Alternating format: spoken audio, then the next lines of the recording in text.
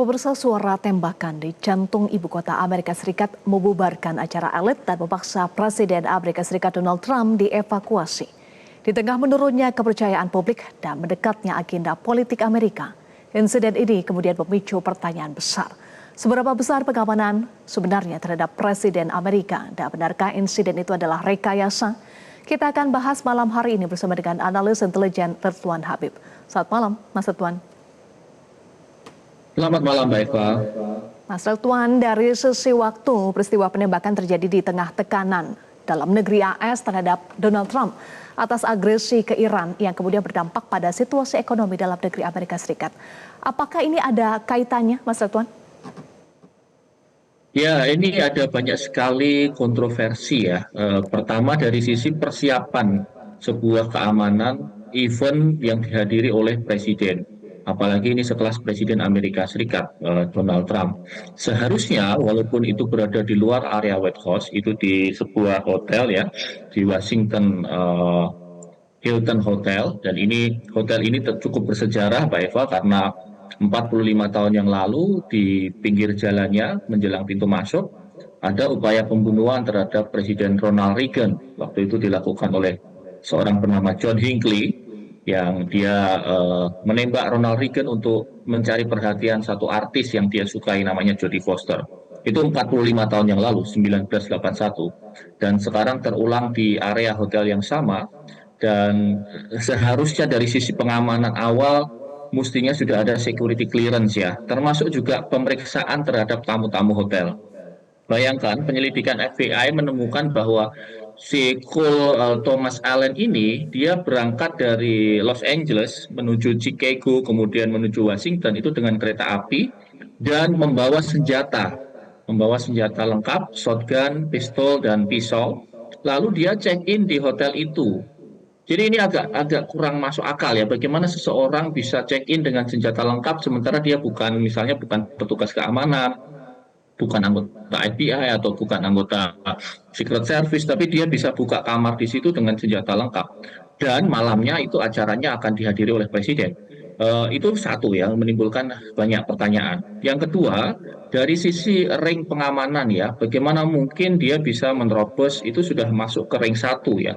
Artinya berarti dia sudah lolos di ring 3, lolos di ring 2. Jadi kalau pemirsa lihat di layar itu sudah ring 1 karena begitu masuk itu dia sudah bisa ke ballroom. Jadi artinya ini satu hal yang juga banyak analis militer, banyak analis pertahanan dan intelijen yang meragukan bagaimana seseorang bisa menerobos dengan gampang ke ring 1. Kemudian berikutnya dari sisi manifesto atau email yang dia kirimkan kepada keluarganya, dia menulis 1052 kata dan dikirimkan 10 menit sebelum melakukan serangan kepada kakaknya. Ini juga banyak yang meragukan keasliannya ya, karena di situ ada kalimat-kalimat yang dirasa bukan karakter si Cole Thomas Allen ini. Jadi memang Mbak Eva dalam situasi Amerika Serikat yang sedang berperang dengan Iran, kemudian polling popularitas Trump yang data terbaru dari polling Reuters dia tinggal 36%. Ini juga sangat menunjukkan bahwa memang dinamika penyerangan ini kontroversial sekali, terutama di kalangan pemerhati keamanan. Dan peristiwa ancaman penembakan terhadap Trump bukan kali pertama, Mas Ridwan. Sebelumnya peristiwa serupa terjadi saat kampanye Pilpres yang kemudian berdampak pada peningkatan elektabilitas Trump hingga terpilih menjadi Presiden AS. Apakah Anda melihat ada kemiripan pola? Ya, yang jelas dengan serangan ini, Trump bisa dengan gampang kemudian menunjukkan kepada publik Amerika bahwa dirinya seorang yang dalam ancaman, begitu ya. Termasuk ketika dalam jumpa pers kan Trump mengatakan, oke, sekarang saatnya kita united again, kita bersatu lagi, kita sama-sama menghadapi satu ancaman besar yang merusak persatuan kita.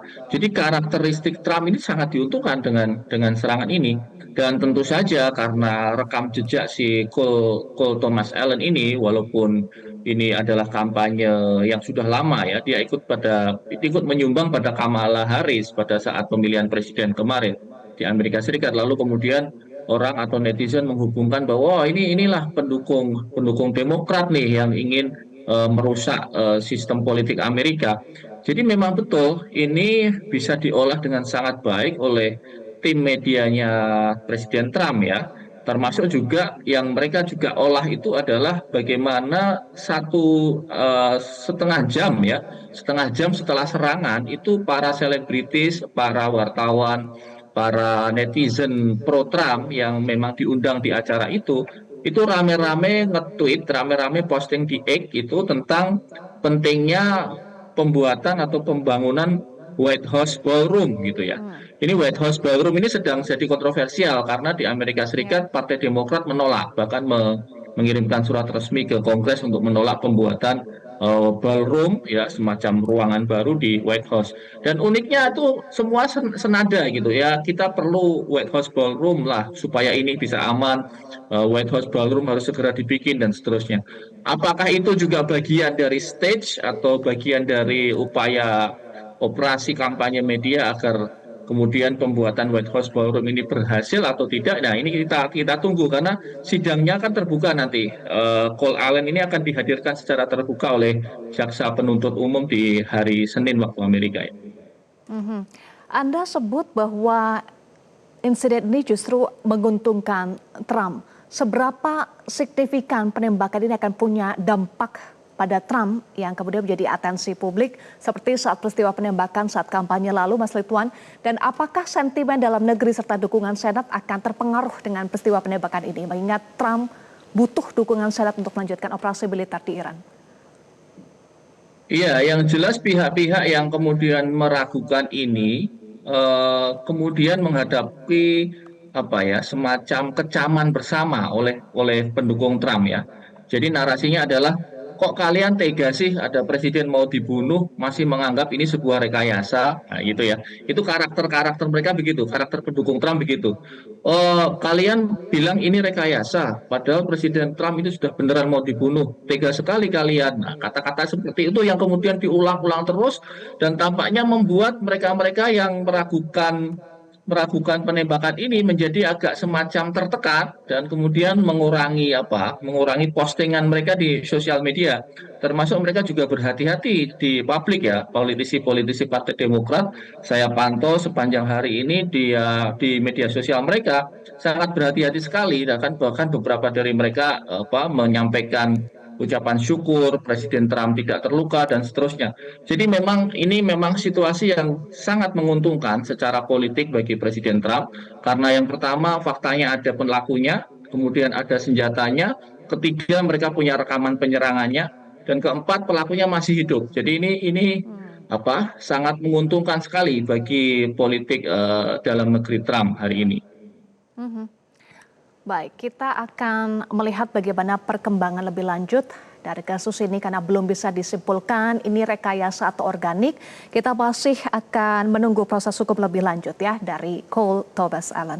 Terima kasih Mas Tuan Habib sudah bergabung bersama kami di Prime Time. Jelajahi cara baru mendapatkan informasi. Download Metro TV Extend sekarang.